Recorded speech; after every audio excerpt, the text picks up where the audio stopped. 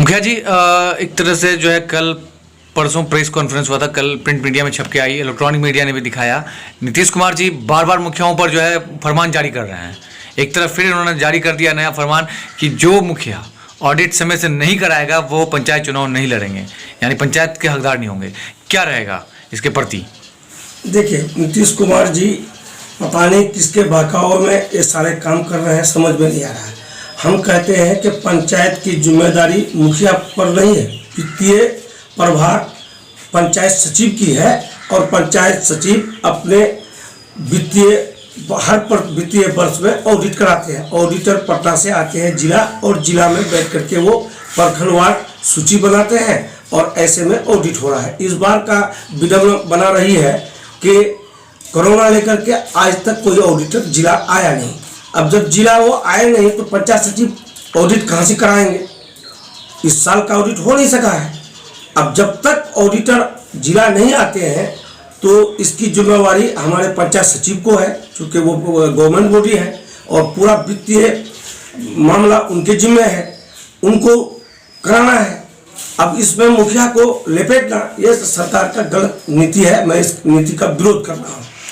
एक तरफ जनरल योजनाओं को लेकर भी फटकार लगाया गया था, जो मुखिया जनरल समय पर नहीं कर पाएगा वो भी चुनाव नहीं लड़ सकते हैं। ठीक है, मैं इस बात से सहमत हूँ। अगर कहीं पर मुखिया और वार्ड सदस्य के द्वारा काम हुआ है, अगर यदि काम में अनियमितता हुई है तो वहाँ उनको पनिश कर रहे हैं, ठीक है। लेकिन जहाँ पर गवर्नमेंट बॉडीज कर रहे हैं, पदाधिकारी कर रहे हैं, वहाँ पर आपने क्या फैसला लिया? आपको वहाँ भी बोलना चाहिए ना कि जहाँ पर टेंडर द्वारा काम हुआ है, जहाँ पर पदाधिकारी के देख रेख में जनरल का काम हुआ है, उस पदाधिकारी के बारे में आपका क्या फरमान है? जनप्रतिनिधि को बेइज्जत करने का काम करते हैं नीतीश सरकार। ये कभी नहीं चाहते हैं कि जनप्रतिनिधि को इज्जत और सम्मान दें, लेकिन उनको पता होना चाहिए कि जिस तरह से वो चुन के गए हैं, आज मुख्यमंत्री बने हैं, उसी तरह से अवाम का द्वारा चुने हुए ये प्रतिनिधि है, इनको आप सम्मान देना चाहिए आपको। और आप अपमानित करने का काम करते हैं, बीच बीच में तरह तरह का फरमान जारी करते हैं। जनरल योजना में मुखिया का क्या रोल है? जब यहाँ पर हमारा जिला ही को ले लीजिए, किशनगंज जिला, यहाँ पर टेंडर द्वारा काम हुआ है, सरकार के पदाधिकारी के देख रेख में काम हो रहा है, आपने क्या उनके लिए निकाला? कुछ तो निकालना चाहिए। मुखिया जी, अभी आप पदाधिकारी द्वारा काम हुआ है, उस पदाधिकारी को नहीं पकड़ेंगे, उस टेंडर वाले को जेल भेजेंगे। आपने ये लिखा सिर्फ मुखिया मेंबर क्या है? मुखिया मेंबर है जहां, तो वहां पर पंचायत सचिव आपका सरकारी बॉडी है, वो उनके ही संयुक्त हस्ताक्षर से सारा काम हो रहा है। जो मामला में पंचायत सचिव जिम्मेवार है, आप उसको सिर्फ मुखिया को और मेंबर को टारगेट क्यों बनाते हैं? ये गलत नीति है इनका। अच्छा, एक तरफ आप कह रहे हैं जनरल योजना, किशनगंज की बात कर लें, कई ऐसे नल योजना होनी है, गुणवत्ता नहीं दिख रहा है उसमें।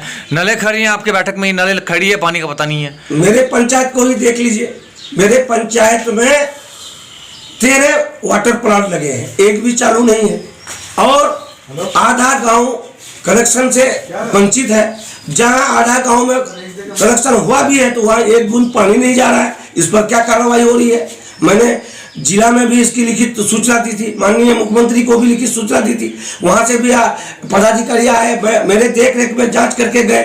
आज तक किसी तरह का कोई कार्रवाई नहीं हो रहा है। काहे आप चुप्पी बैठे हुए हैं? इससे साफ जाहिर है कि नल जल योजना में जो अनियमितता हुई है, लूट खसोट हुई है, इसमें सरकार और सरकार के आदमी संलिप्त है।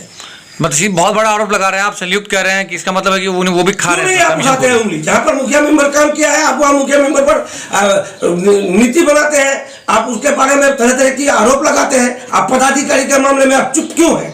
इससे साफ जाहिर है कि इसमें सरकार का आदमी संलिप्त है, सरकार संलिप्त है।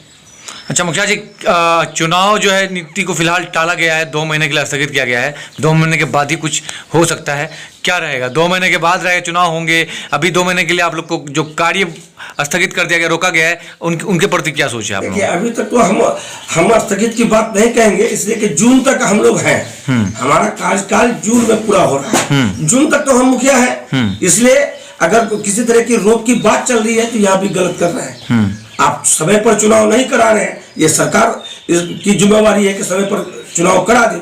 अगर नहीं करा पा रहे हैं, ये सरकार की कमी है। इसमें हमारा क्या कमी है? हम मुखिया थे, हैं, जब तक के चुनाव का परिणाम नहीं आए, मैं उस वक्त तक मुखिया हूँ। अच्छा, यहाँ पे कुछ लोगों को ये भी परेशानी हो रही है कि मनरेगा के तहत जो न्यूनतम मजदूरी मिलनी चाहिए, लोगों को परेशानी है कि इतने कम मजदूरी में हम कैसे अपनी गुजर बसर करें। देखिए, सरकार का नीति ही गलत है। हम कहते हैं कि मनरेगा में काम कौन लोग करते हैं? जो मजदूर हैं, और मजदूर का चूल्हा उसी वक्त जलता है जब उसको मजदूरी मिलती है। आप 14 दिन लगातार काम कीजिए, उसके बाद एडवाइस जाएगा और फिर उसके बाद उनके खाते में पैसे जाएंगे। पैसा काम करने और पैसे आने में 1 महीना से लेकर 6 महीना लग जाता है। तो बताइए कि मजदूर का चूल्हा कैसे जलेगा? आप ये नीति बना दिए हैं, रोज मजदूरी उनको मिलनी चाहिए, तभी तो उनका चूल्हा जलेगा। आपका नीति ही गलत है। क्या आप 14 दिन कंप्लीट उसको काम करवाइए, 15वां दिन में उसका एडवाइस जाएगा और पैसा आपके पदाधिकारी बाबू के देख रेख में भेजा जा रहा है उनके खाते में, वो चुपचाप बैठे रहते हैं। 1 महीना से 3 महीना के बीच में उसकी मजदूरी आती है। ऐसे में मजदूर मरने के कगार पर चला जाता है। यही वजह है कि मनरेगा के काम में तेजी नहीं आती है। दूसरी बात, आज 194 रुपया नया रेट दिया है। 194 में क्या एक आदमी का खर्च चलेगा? ये भी गलत है। मजदूरी भी का दर भी बहुत कम है। मैं उसका भी आपत्ति जताता हूँ कि मजदूरी का दर कम से कम 300 रुपया होना चाहिए, और वहाँ पर 194 रुपया नया दर। पहले तो 182 था, अभी 194 हुआ है। अच्छा, 194 में क्या मजदूर अपना परिवार को पालन कर लेंगे? अच्छा, आप ही देखिए मुखिया जी, हम आपसे एक सवाल कर लेते हैं, 300 रुपये में क्या एक मजदूर मैक्सिमम से जिंदगी गुजार लेगा अपनी? कम से कम परिवार तो चल के खा पी लेगा, भूखा नहीं रहेगा। कम से कम भूखा नहीं रहेगा। लेकिन जो सरकार का दर है उसमें तो वो भुखमरी के कगार पे खड़ा है, मरने पर कगार पर खड़ा है, उसका चूल्हा बुझ गया है। आप नीति बनाते हैं तो मजदूर को सामने रख के नीति बनाइए। वही लोग हैं जो बेचारे मजबूरी में काम करने जा रहे हैं, और आप उसको समय पर उसका भुगतान नहीं कर रहे हैं, तो उसका घर कैसे चलेगा? ये भी सोचने का विषय है। अच्छा मुखिया जी, आज होली का त्यौहार है, आप क्या कुछ कहना चाहेंगे देशवासियों को, कोचा धामन वासियों को? मैं समस्त भारतवासियों को, खासकर कोचा धामर और किशनगंज वासियों को होली की बहुत बहुत दिली मुबारकबाद पेश करते हैं। यहाँ पर गंगा जमुना तहजीब का बिल्कुल नमूना पेश होता है। आज हम लोग जितने मुस्लिम कम्युनिटी के लोग हैं, आज हम हिंदू भाई के साथ खड़े हैं, अबीर और गुलाल लगा रहे हैं, उनके यहाँ जाके खाते पीते हैं। अभी हमको कम से कम 10 जगह जाना है, दावत है, मैं जाऊंगा, हमारी टीम जाएगी। हम लोग एक साथ रहते हैं, एक साथ ही जिंदगी गुजारते हैं। जो आज का जो मौजूदा सरकार बीजेपी की सरकार है, उसको अखरती है, मोदी सरकार को अखरती है कि ये कैसा हो रहा है। चूंकि वो हिंदू मुस्लिम करके ही राजनीति करते हैं, और यहाँ पर नजरिया दूसरा है। हम लोग एक साथ जीने से लेकर के मरने तक साथ रहते हैं। जब तक वो हिंदू भाई मेरे घर नहीं आता है, हमारी ईद अधूरी रहती है। मैं मुस्लिम कम्युनिटी के लोग जब तक उनके घर नहीं जाएंगे, होली अधूरी रहती है। मेरी मैयत होती है, शादी होती है, हम लोग साथ रहते हैं, साथ चलते हैं, जीते से मरने तक हम लोग साथ रहते हैं। यही नमूना हमारा किशनगंज जिला में है। चलिए, बहुत शुक्रिया। बिहार के माध्यम से मैंने आपको बात करवा रहे थे कि मुखिया जफर असलम कोचाधाम पंचायत से हैं, जो इन्होंने अपनी बातों को रखा।